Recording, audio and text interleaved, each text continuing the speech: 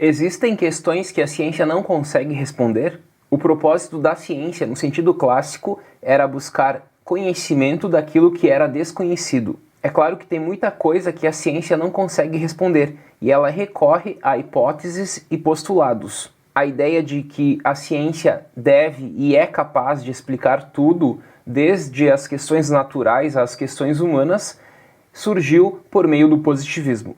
O positivismo é uma filosofia da ciência que defende que o único conhecimento legítimo é o conhecimento científico. Segundo essa escola, as ciências sociais, como a psicologia, a sociologia, a antropologia e tantas outras ciências, elas podem, utilizando o modelo das ciências tradicionais, portanto das ciências naturais, por meio da matemática, alcançar as verdades. E é por meio dessa coleta de dados empíricos que a ciência consegue chegar a conclusões gerais. Aquilo que não pode ser computado não pode ser verdade. A perspectiva positivista diz também que a sociedade funciona por meio de leis gerais, utilizando-se aqui o modelo da física.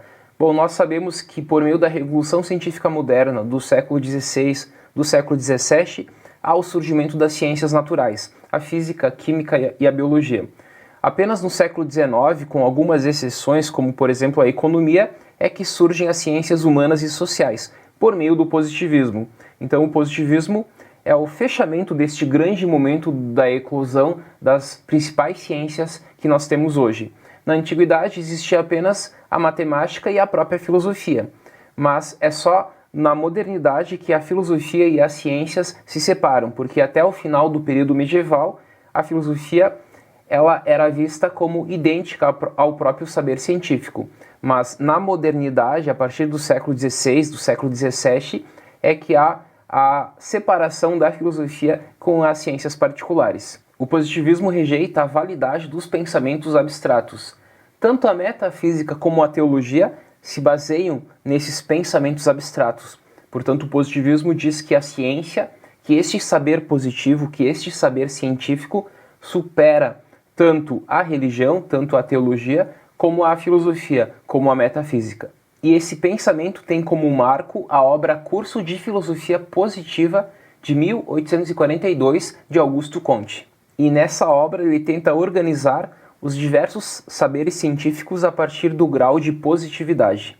O que conta para ele é como os fenômenos particulares observáveis podem ser classificados a partir do critério de exatidão. E essa exatidão é medida pela própria matemática, e como essas ciências conseguem fornecer provas claras, distintas e coerentes. E ele conclui que há 5 áreas claras em ordem decrescente de positividade. Quais são essas áreas? A primeira é a astronomia, depois a física, a química, a biologia e por fim a sociologia. Falarei agora das 3 fases que ele nos apresenta: a fase teológica, a fase metafísica e a fase positiva. A fase teológica, ela durou até o Iluminismo. Ela é caracterizada pela súplica da humanidade a Deus e à religião. E a sociedade acaba sendo organizada pelas religiões que acabam sendo seitas pelo medo da exclusão ou da perseguição. A religião, segundo Comte, essa primeira fase teológica, nega qualquer explicação racional acerca da nossa existência. Já a segunda fase, a metafísica, para Comte, começou com o Iluminismo e terminou após a Revolução Francesa.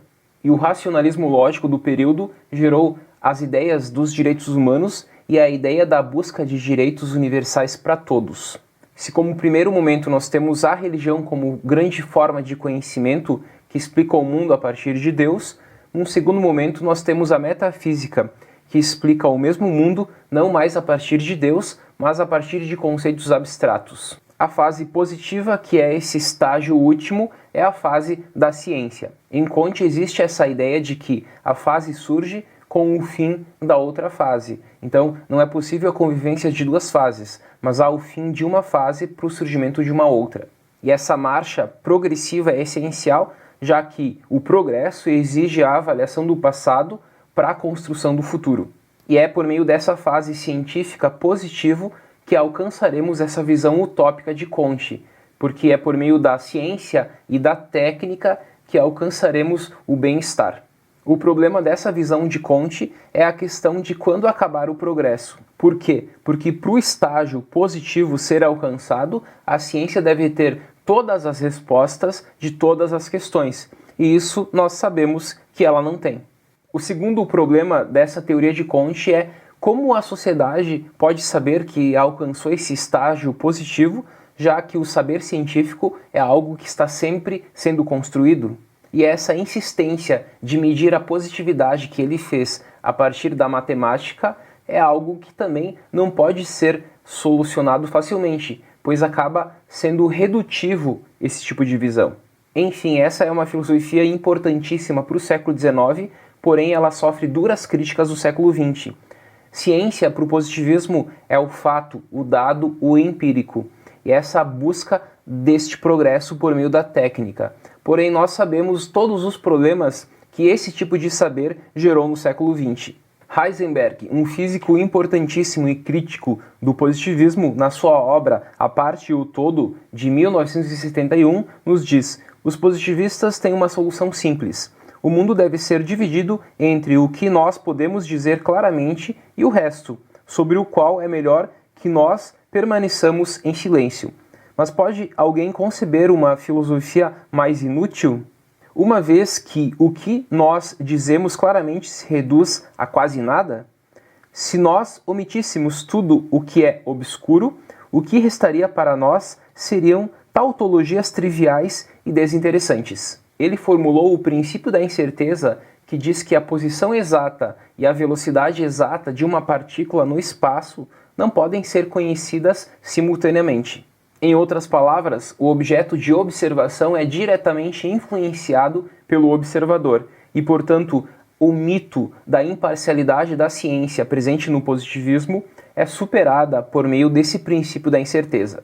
Nesse sentido, parece que a humanidade ainda está na fase da metafísica e muitas questões ainda não foram respondidas pela ciência. Até mais.